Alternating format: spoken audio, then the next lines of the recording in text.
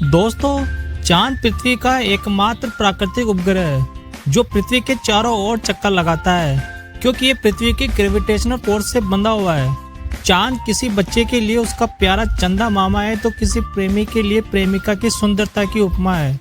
इस वीडियो में चांद के बारे में 10 रोचक और महत्वपूर्ण बातें जानने का प्रयास करेंगे। आगे बढ़ने से पहले अगर आप हमारे चैनल पर नए आए तो इसे सब्सक्राइब करें और बेल आइकन को भी दबाएं, जिससे हमारे नए वीडियो के नोटिफिकेशन आप तक पहुंच जाए। तो दोस्तों, चलिए शुरू करते हैं।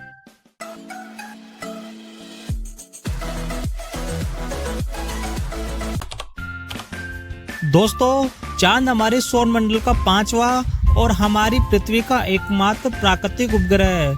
चांद पर जीवन का कोई संकेत भी नहीं है। चांद पर वायुमंडल की उपस्थिति भी नगण्य है, जिससे ऑक्सीजन और पानी का सवाल नहीं उठता। वैसे कुछ नई खोजों से ये पता लगा है कि चांद के कुछ हिस्सों में पानी हो सकता है।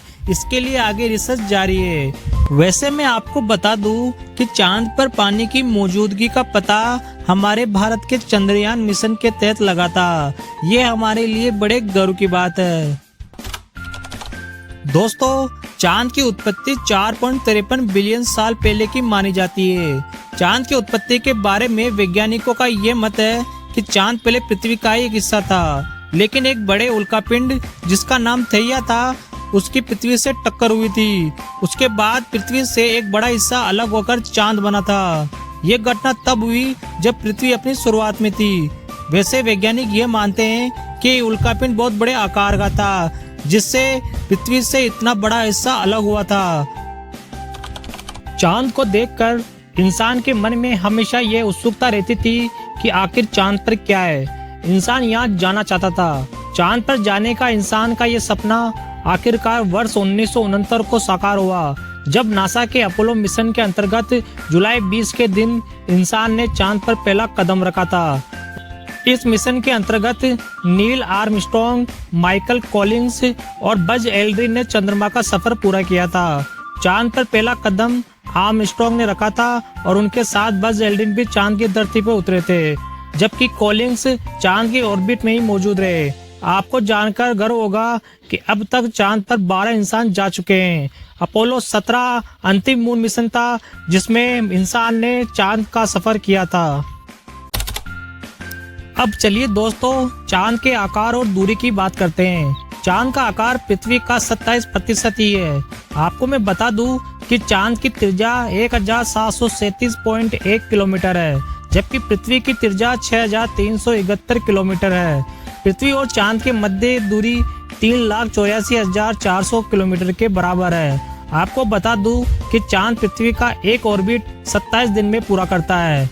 दोस्तों, चांद पर दिन में टेम्परेचर 120 डिग्री सेल्सियस के बराबर होता है, जबकि रात में ये गिरकर -130 डिग्री सेल्सियस हो जाता है। दोस्तों, आपके मन में एक सवाल आता होगा कि अगर चांद पर जीवन नहीं है तो क्या है?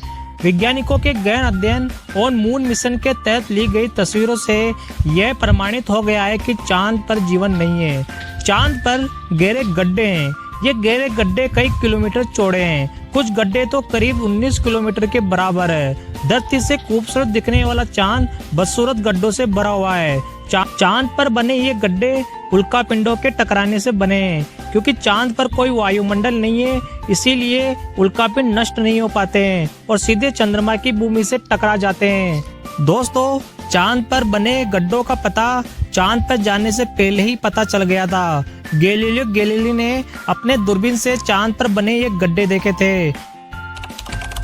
दोस्तों, क्या आप जानते हैं कि पूरा चंद्रमा आधे चंद्रमा से 9 गुना चमकदार होता है और चंद्रमा पर वायुमंडल नहीं होने की वजह से यहाँ गुरुत्वाकर्षण भी पृथ्वी के मुकाबले बहुत कम है, जिससे अगर आपका वजन पृथ्वी पर 60 किलो है तो चांद पर केवल 10 किलो रह जाएगा। दोस्तों, मैं आपके ज्ञान में वृद्धि कर दूं कि रात के अंधेरे में रोशनी फैलाए चांद की खुद की रोशनी नहीं होती है।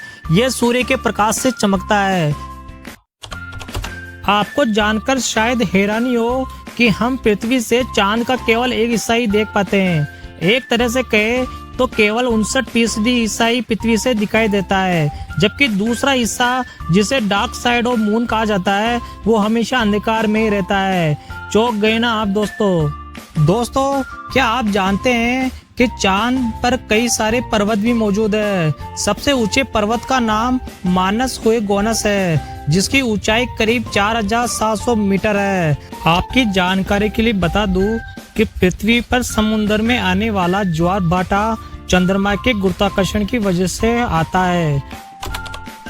दोस्तों, चंद्र ग्रहण के बारे में तो आप जानते ही होंगे। जब पृथ्वी सूर्य और चंद्रमा के मध्य आ जाती है तब पृथ्वी की छाया चंद्रमा पे दिखाई पड़ती है, तब हमें पृथ्वी से चंद्र ग्रहण दिखाई देता है।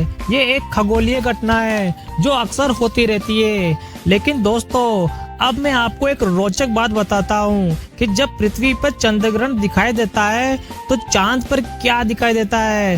दोस्तों, मैं आपको बता दूं कि जब पृथ्वी पर चंद्र ग्रहण होता है तो ठीक उसी वक्त चांद से सूर्य ग्रहण दिखाई देता है। आप ये जानकर चौंक जाएंगे कि चांद पृथ्वी से हर वर्ष करीब 4 सेंटीमीटर दूर सरक रहा है और एक अनुमान के तहत करीब 50 अरब साल बाद ये इतना दूर होगा कि चांद को धरती का एक चक्कर पूरा करने में 47 दिन का समय लग जाएगा।